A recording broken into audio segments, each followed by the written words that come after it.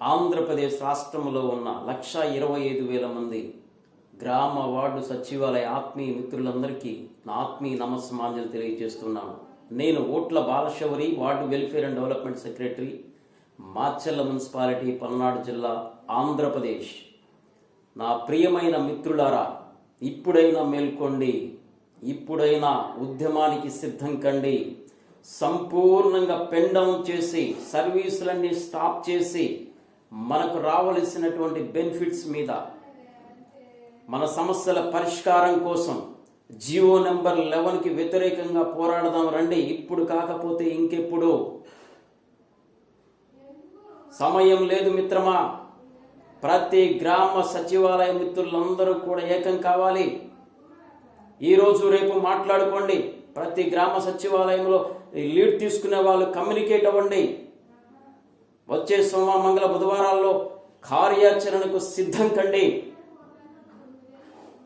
మనం న్యాయబద్ధంగా అడుగుతున్నాం. స్వయం సాక్షాత్తు మన రాష్ట్ర ముఖ్యమంత్రి వర్యులు ఈ గ్రామ వార్డు సచివాలయం అనవసరము, దీనివల్ల ఆర్థిక భారం పెరగటం వల్ల నేనేం చేయలేకపోతున్నాను అనటం ఎంతవరకు సమంజసం?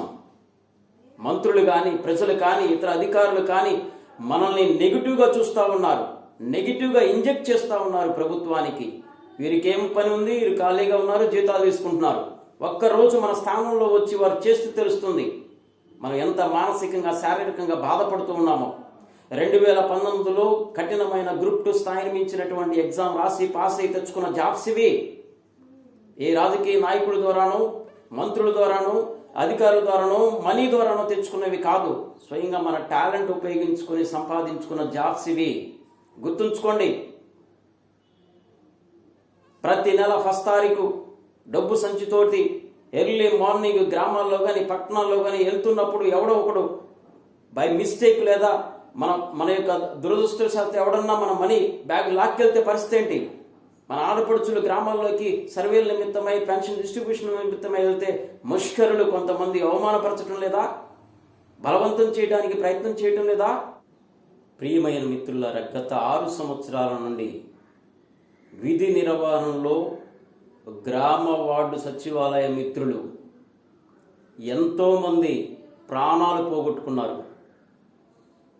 గత ప్రభుత్వంలో చనిపోయిన, విధి నిర్వహణలో చనిపోయిన గ్రామ వార్డు సచివాలయ ఎంప్లాయీస్కి 50 లక్షల రూపాయలు ఎక్స్గ్రేషియా ఇస్తా ఉన్నారు, కంపెన్సేటరీ ఫండ్.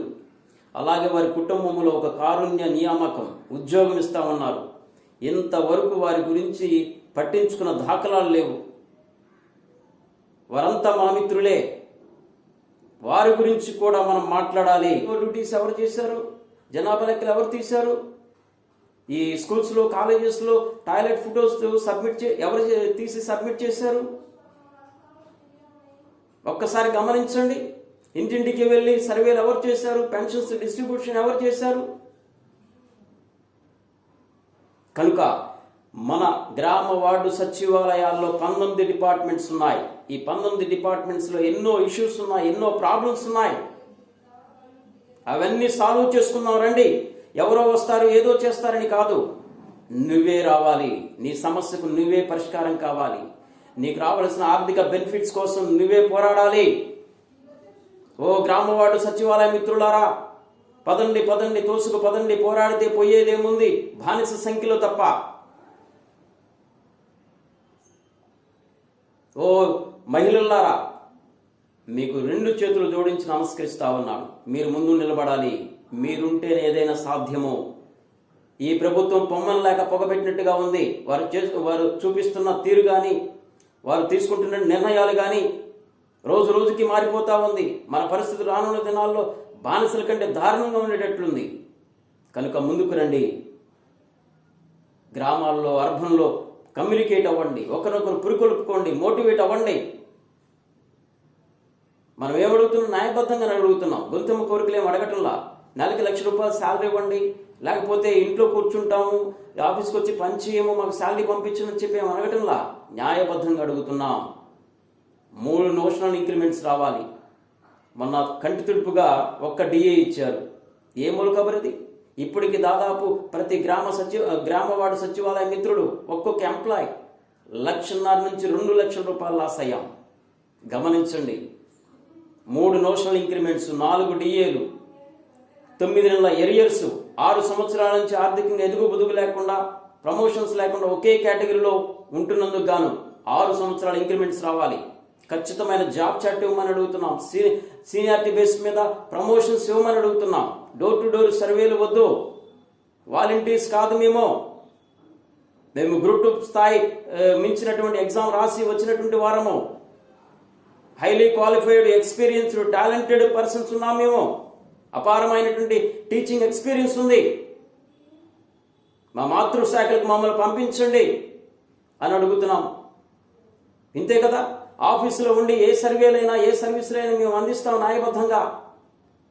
రాష్ట్ర చరిత్రలో ఇప్పటి వరకు ఇప్పటికీ న్యాయబద్ధంగా, నిజాయితీగా పనిచేస్తున్న సంస్థ ఏదైనా ఉంది అంటే రాష్ట్ర చరిత్రలో అది ఒక్క సచివాలయ వ్యవస్థ అని చెప్పి గుండెల మీద చేసుకొని చెప్పగలం. నేను తమ్ముడు మధుబాబుతో వస్తున్నాను. క్రమశిక్షణ, నిబద్ధత, చిత్తశుద్ధి, నిజాయితీ కలిగిన నాయకులు నమ్మండి.